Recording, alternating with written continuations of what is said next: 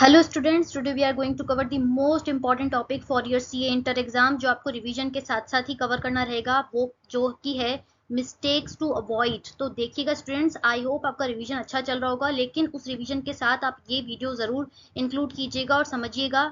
हर exam attempt के बाद ICI के जो एग्जामिनर्स होते हैं स्टूडेंट्स, वो कमेंट्स यानी एक समरी प्रोवाइड करते हैं कि स्टूडेंट्स का परफॉर्मेंस कैसा था for each questions during the exams. तो इस वीडियो में हम कवर करने वाले हैं for the CA inter auditing exam के लिए। तो इस रिस्पेक्ट में जो है इसकी मैंने समरी प्रोवाइड करवाई हुई है कि क्या क्या मिस्टेक्स जनरली स्टूडेंट करते हैं। तो सबसे पहला पॉइंट जो एग्जामिनर जो होते हैं उन्होंने बताया कि स्टूडेंट्स सारे के सारे पॉइंट्स का आंसर नहीं करते हैं।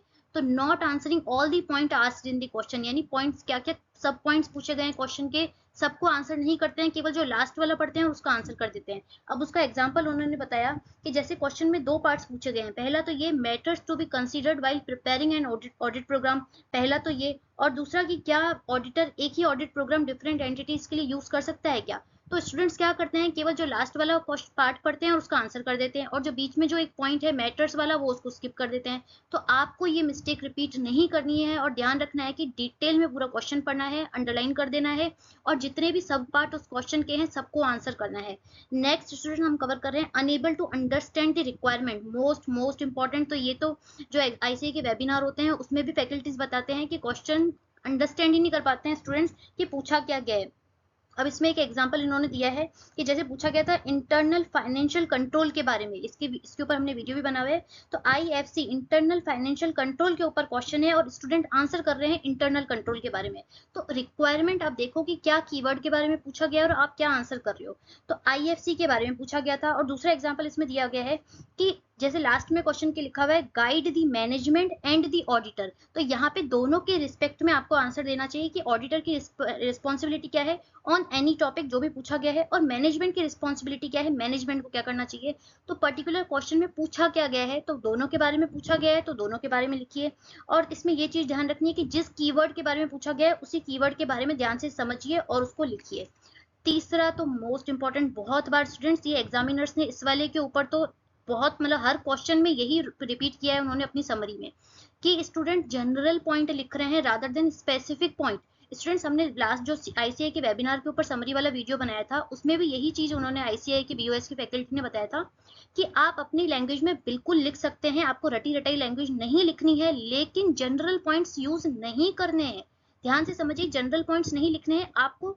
जो आईसीआई के मटेरियल में जो कीवर्ड्स हैं, जो टेक्निकल टर्म्स हैं, वो लिखनी है। जो पॉइंट दिया हुआ है वही पॉइंट लिखना है, उस पॉइंट को अपनी लैंग्वेज में आप जरूर लिख सकते हैं। तो ये चीज आप ध्यान से समझिए, ये इन्होंने एग्जामिनर्स ने बहुत बार हाईलाइट किया हुआ है अपनी समरी में। नेक्स्ट है not explaining the bullet points, very important. अब जैसे फॉर एग्जांपल इसमें एक क्वेश्चन के ऊपर उन्होंने एग्जामिनर्स ने डाला है कि inherent limitations of the audit, यानी ऑडिट की इनहेरेंट लिमिटेशंस क्या है। तो स्टूडेंट्स ने बिल्कुल सही लिख दिया कि nature of financial reporting, nature of audit procedure, point लिख दिए उन्होंने बुलेट पॉइंट में। उनको इनकी एक्सप्लेनेशन पता ही नहीं थी और बहुतों ने तो इस एक्सप्लेनेशन को अटेम्प्ट भी नहीं किया, केवल 3-4 बुलेट पॉइंट लिख दी कि inherent limitations of the audit क्या है।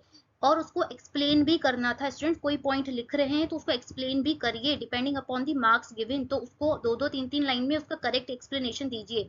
दूसरा, इस पॉइंट के ूपर उन्होंने एग्जाम्पल बताया कि सैम्पलिंग मेथड स्ट्रेटिफाइड है, रैंडम है, ब्लॉक सैम्पलिंग है। तो वो नेम तो अच्छे से पहचान पा रहे हैं स्टूडेंट कि कौन सा सैम्पलिंग मेथड है, लेकिन अगर बात आती है उसको एक्सप्लेन करने की सैम्पलिंग मेथड को, तो एक्सप्लेन करने में वो बिल्कुल निल है, उनको एक्सप्लेनेशन नहीं आ रही है।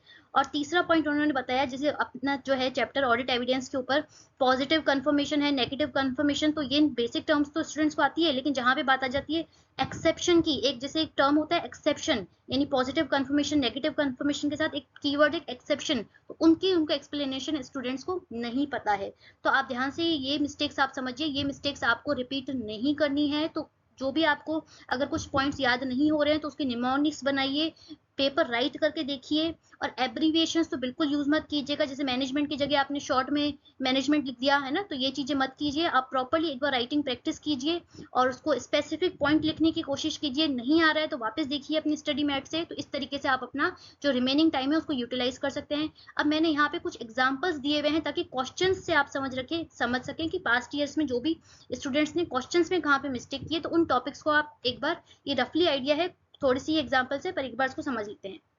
जैसे कारो तो आपको पता ही है स्टूडेंट्स, कारो पे तो क्वेश्चन बनता ही है, लेकिन फिर भी एग्जामिनर्स की कमेंट्स में ये आया है कि स्टूडेंट्स कारो के क्लॉजेस प्रॉपरली आंसर नहीं कर पा रहे हैं। फॉर एग्जांपल जैसे निधि कंपनी के ऊपर जो क्लॉज है तो उसके उनको रेशोज याद नहीं है, रिक्वायरमेंट याद नहीं है ना, स्टेचुटरी ड्यूज के ऊपर एक क्लॉज है तो वो उसकी रिक्वायरमेंट्स स्टूडेंट्स को याद नहीं है। तो ये चीजें ध्यान में रखिएगा, अच्छे से कारो कीजिए क्योंकि इसके ऊपर क्वेश्चन तो बनता ही बनता है। और वेटेज अगर आपको जानना है तो उसका वीडियो भी हमने बना रखा है कि कौन से चैप्टर का कितना वेटेज है, तो वो भी आप रेफर कर सकते हैं। नेक्स्ट जो यहाँ पे स्टूडेंट्स मिस्टेक करते हैं टॉपिक में, डिस्क्लोजर रिक्वायरमेंट, चैप्टर नंबर 5 में जो सी इंटर ऑडिट में disclosure requirement as per companies act, तो डिस्क्लोजर रिक्वायरमेंट उनको बिल्कुल नहीं आ रही है। लोन एंड एडवांसेस के रिस्पेक्ट में क्या है, कौन कौन से की रेशोज होते हैं, तो वो स्टूडेंट्स यहाँ पे नहीं लिख पा रहे हैं डिस्क्लोजर रिक्वायरमेंट। थर्ड है एक्सप्लेनेशन, ये मैंने बता दिया, सैम्पलिंग मेथड पहचान पा रहे हैं लेकिन उसके एक्सप्लेनेशन नहीं दे पा रहे हैं वो, क्योंकि उनको नहीं लिख पा रहे हैं वो correctly. Components of internal control नहीं लिख पा रहे हैं, तो ये टॉपिक आप ध्यान से करिएगा। स्पेशल रिपोर्ट आपका chapter number 9, again second highest weightage chapter number 9 की special report to registrar of the cooperative society, आप इसका वीडियो भी रेफर कर सकते हैं। 19 मिनट में मैंने कोऑपरेटिव सोसाइटी बता रखा है तो उसको चेक कीजिए। Meaning of the corpus, again chapter number 9, NGO के रिस्पेक्ट में कॉर्पस कॉन्ट्रीब्यूशन क्या है, रिवॉल्विंग फंड क्या है, तो ये भी चैप्टर नंबर 9 का है। तो ये जो टर्म्स हैं, ये जो एग्जाम्पल्स हैं, इन क्वेश्चंस का आंसर स्टूडेंट्स प्रॉपरली नहीं कर पा रहे हैं। तो स्टूडेंट्स आप ध्यान से समझिएगा, ये मिस्टेक्स आपको रिपीट नहीं करनी है।